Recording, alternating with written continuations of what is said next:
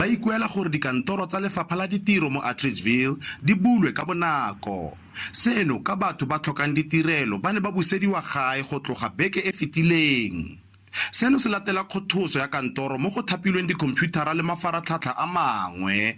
Mme se tlogetse baagi ba Atteridgeville ba gaeletswe. Ne ke tlo submita difomo tsa maternity leave tsa UIF. Ke tlo botsisa ka tšhelete ya UIF.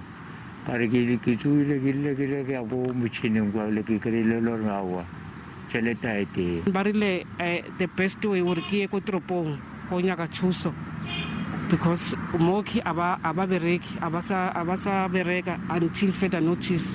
Lefapha la ditiro mo Gauteng la re le samagane le go baakanya kantoro le go matlafatsa pabalesego. The Atteridgeville office continues to provide services from the Pretoria Labour Centre.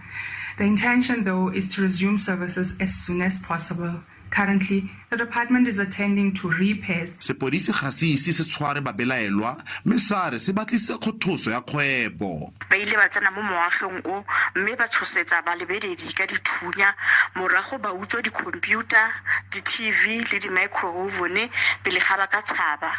Ga go motho yo o begilweng a gobetse gona jaanong.